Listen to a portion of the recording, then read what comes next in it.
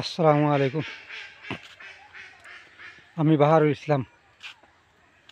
সবাইকে জানাইতেছি আন্তরিক অভিনন্দন। মানুষের জীবনে প্রতিবাদ কিংবা প্রতিক্রিয়া দেখান ইহা স্বাভাবিক ব্যাপার। প্রত্যেক মানুষের মৌলিক অধিকার আছে সে নিজে অ্যাফেকশনেট হলে তার প্রতিবাদ করা।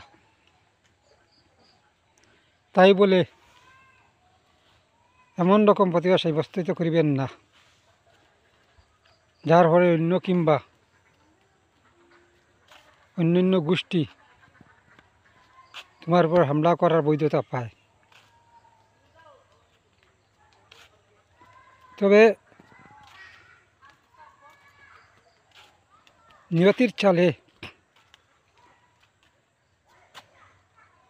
যাহা আছে তা তুমি প্রত্যক্ষ কিংবা পরোক্ষভাবে বহন করিতে হবে। ইহা অন্য কাহার উপর দোষ চাপাইয়া নিজেকে মুক্ত করিতে পারিবেন না। এই বলে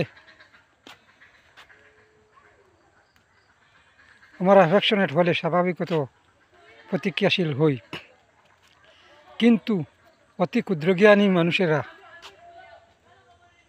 যখন অত্যন্ত পারদর্শিতা দেখায় তখন তার রিয়াকশন হয়ে যায়। আর একজনের কারণে বাকি 10 জন এই রিয়াকশনটার ফলে ক্ষতিগ্রস্ত হয়। যদি আমার মতামতটা আপনাদের নিকট গ্রহণযোগ্যতা পায় তাহলে আমাকে লাইক শেয়ার ফলো করে রাখবেন, যাতে পরবর্তীতে নোটিফিকেশন সঙ্গে সঙ্গে আপনার নিকট চলে যায়। আর যদি মতের বিরুদ্ধে যায় তাহলে আপনি কমেন্ট করে জানাবেন। ধন্যবাদ।